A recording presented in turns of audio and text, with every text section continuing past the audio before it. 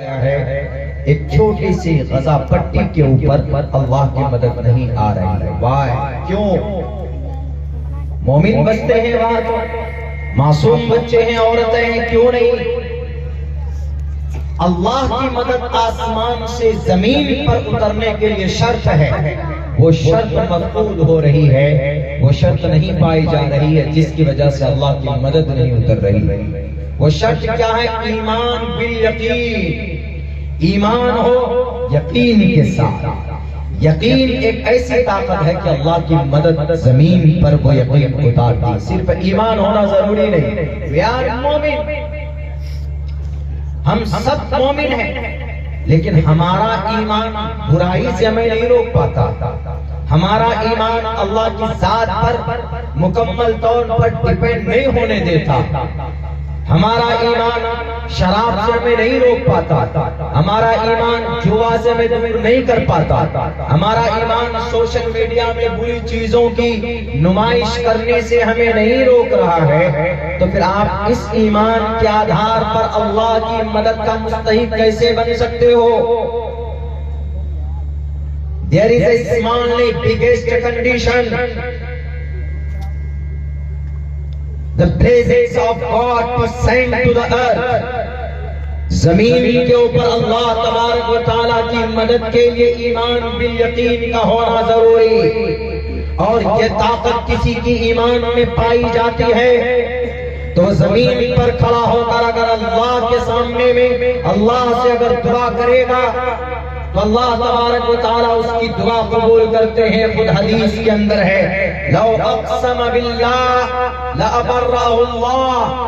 अगर कोई बुरा गंदा हाल इंसान जो अल्लाह से बहुत करीब हो, जिनका कनेक्शन जुड़ा हुआ हो, अगर वो जमीन पर दुआ करता है तो अल्लाह तबारक व तआला उसकी दुआ की लाज रखकर आसमान से फैसले फरमाते। आज 2 अरब मुसलमान है पूरी दुनिया में, 1.5 अरब यहूदी है पूरी दुनिया में, 1.5 अरब, 2 अरब, 1.5 करोड़ यहूदी, 1.5 करोड़ और मुसलमान पूरी दुनिया में 2 अरब। लेकिन बादशाही निजाम, ऐश की जिंदगी, मुकम्मल मजबूती, तमाम कामयाबी के दहलीज पर कामयाब होने वाली जमात ये यहूदी, और जिसको अल्लाह ने कहा व अंतुमुल आलौन, पूरी दुनिया में बड़ी तादाद होने के बावजूद भी आज गाजर मूली की तरह किसी को काटा जा रहा है तो मोमिन को, ईमान वालों को काटा जा रहा है। अल्लाह की मदद कहाँ गई? अबरहा के जालिम बादशाह का खात्मा हो सकता है, तैर नवाबील के जरिए से उनका सफाया किया जा सकता है। बद्र के मैदान में फरिश्तों की मुकद्दस जमात उतारी जा सकती है। क्या वो अल्लाह बदल गया? क्या अल्लाह तबारक व तआला के पास ताकत नहीं है? क्या अल्लाह तबारक व तआला अलायाज़ बिल्लाह नाइंसाफ हो गया? ऐसा कुछ नहीं है। वही अल्लाह है, वही मस्तवी अलल अर्श है, वही खुदा है, वही आसमान और जमीन है, वही सूरज, वही चांद, वही ताकत, वही इन्नल्लाह अला कुल्लि शैइन कदीर है। लेकिन अल्लाह की मदद उतरती है तड़प पर, अल्लाह की मदद उतरती है यकीन पर।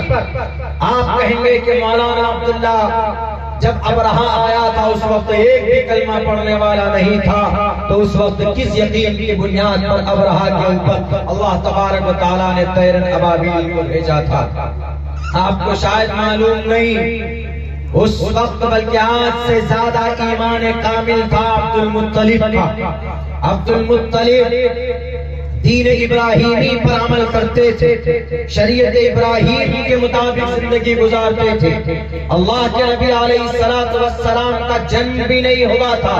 उस वक्त जो भी शरीयत थी वो इब्राहिम अलैहिस्सलाम की शरीयत थी। जो अहकामात थे कुछ बचे खुचे तो उस पर अरब और कुरैश अमल करते थे, खुसूसन नबी पाक अलैहिस्सलाम का घराना आपके अब्बा कभी शराब को आपने हाथ नहीं लगाया, आपने कभी जिना की तरफ कदम नहीं बढ़ाया। आपकी अम्मी मोहतरमा आमिना सोमवती सुमतियानी था वैष्णवम, जिनके कोख से नबी पाक अलैहिस्सलातु वस्सलाम इस धरती पर आए, उन्होंने उनके शक्ल को किसी गैर महरम ने नहीं देखा। आमिना मुकम्मल तौर पर लिहाज करती थी, तो उस वक्त भी ईमान था, मुकम्मल ईमान था ख्वाजा अब्दुल मुत्तलिब का। जब अब्राहा आया तो उनके ऊंट को जब्त कर लिए मक्का वालों के। अब्दुल मुत्तलिब को बुलाया गया। अब्राहा ने कहा कि मुत्तलिब, तुम ऊंट लेने के लिए मेरे पास तो आ गए और तुमने कहा कि अब्राहा मेरे ऊंट मेरे हवाले करो, लेकिन जिस घर को मैं ढाने के लिए आया, जिस काबतुल्लाह को मैं शहीद करने के लिए आया, तुम उसकी दिफा की बात नहीं कर रहे हो। तुमने उसके बारे में एक बात भी नहीं की कि अब्राहा मेरे ऊंट भी मुझे दे दो और फिर इस काबतुल्लाह को छोड़ दो, मैं इसका मुतवल्ली हूँ। तो आपने क्यों नहीं कहा?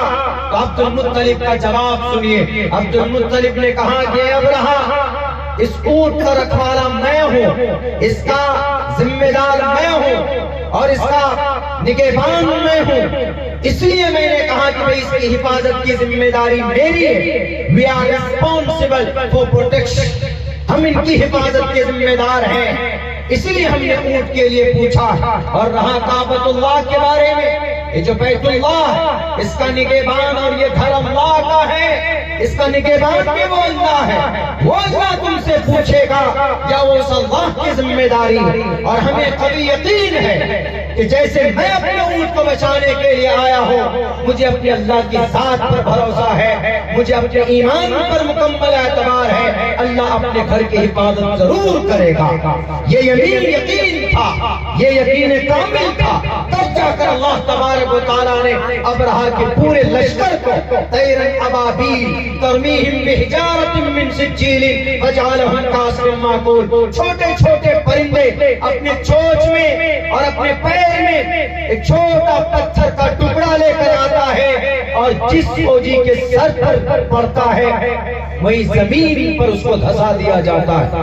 यही वो पत्थर है जिसको देखकर गोलियां तैयार की गई। जो आजकल क्लासिक तोप में AK-47 में गोलियां लगती है, वो इसी पत्थर को देखकर ईसाइयों, क्रिश्चियनों ने, यहूदियों ने गोली ईजाद की, वो इसी पत्थर को देखकर। देख लीजिए जदीद साइंस की दुनिया में ये यकीन था किनका?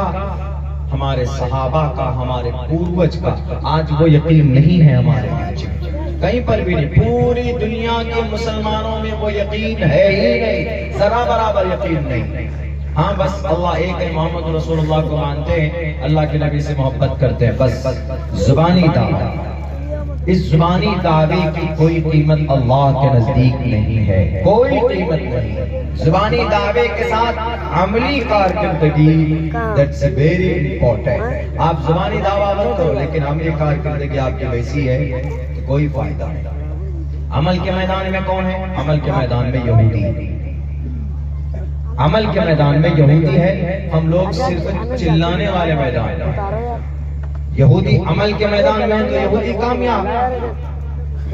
कौन यहूदी? 1947 तक जिनके लिए कोई रहने की जगह नहीं थी, जिनके लिए कोई बस्ती नहीं थी, जिनके लिए कोई गांव नहीं था, कुछ भी नहीं था उनके।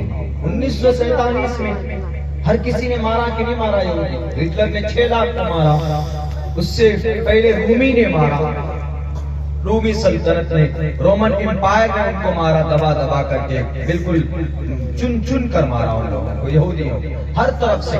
आजकल जिसको खाना बदोश बोलते हैं हम लोग, बिल्कुल वैसी कौम थी ये। लेकिन 1947 में छोटी सी जगह दी गई उनको फलस्तीन के अंदर। अभी मेरे ख्याल से 75 साल भी नहीं गुजरे कि इस वक्त दुनिया की बेताज कौम, दुनिया का बेताज बादशाह अगर कोई है तो सिर्फ 1.5 करोड़ यहूदी है। पूरी दुनिया में इस यहूदी की तादाद चले जाते, हर जगह पर उन्हीं का गलबा। क्यों? आखिर क्या वजह है कि वो इतने कवि और इतने मजबूत हो गए? क्या किया उन्होंने? उन्होंने अमली एतबार पे काम करना शुरू किया। वो भी किसके जरिए से? उनके पास तो गाइडलाइन क्या है? उनके पास गाइडलाइन मोहम्मद रसूलुल्लाह सल्लल्लाहु अलैहि वसल्लम की जीवनी और कुरान के अहकामात पर रिसर्च करना शुरू किया। सबसे ज्यादा कुरान पर गौर करने वाली, नबी पाक अलैहिस्सलाम की जिंदगी को बारीकी से खंगालने वाली कोई कौम है, वो यहूदी। हालांकि वो कुरान और सुन्नत का दुश्मन है, सुन्नत का तो जबरदस्त दुश्मन है। कैसे सुन्नत का दुश्मन है? यहूदी ने कसम खाया। यहूदी को असल नफरत किस बात से? असल नफरत इस बात से है कि मोहम्मद इब्न अब्दुल्लाह, मोहम्मद रसूलुल्लाह बनी इस्माइल में क्यों पैदा हुए, बनी इस्राइल में क्यों नहीं पैदा हुआ? ये नस्ली झगड़ा है, बस इस बात की रंजिश है।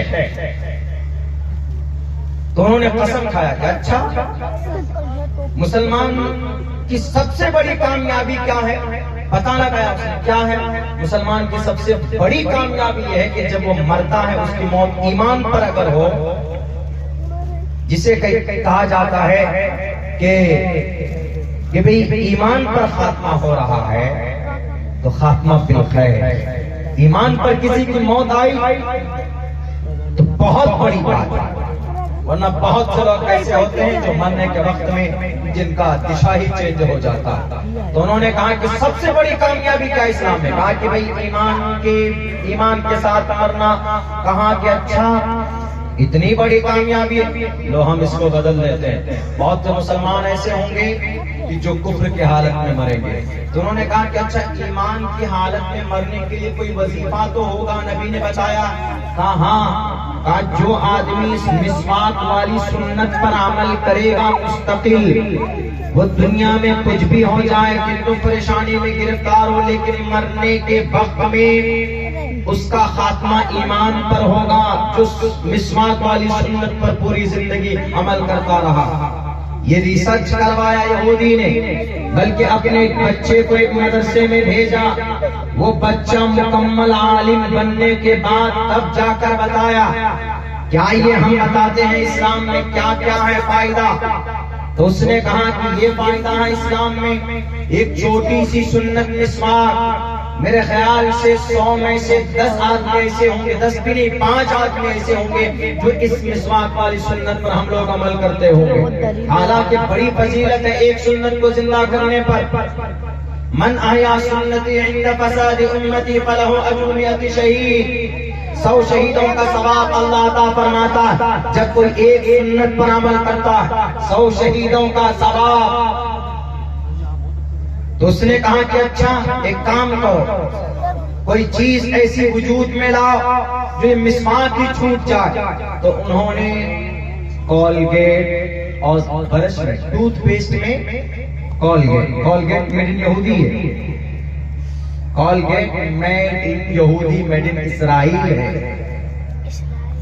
टूथपेस्ट में। और ब्रश में ओरल बी कंपनी, आप किसी भी दुकान में जाएंगे जहां पर ब्रश आपको मिल सकता है, वहां जाएंगे तो ओरल बी कंपनी के आपको यू कैन वेरी इजीली आप उनको बाय कर सकते हैं, आप उनको परचेज कर सकते हैं। Oral B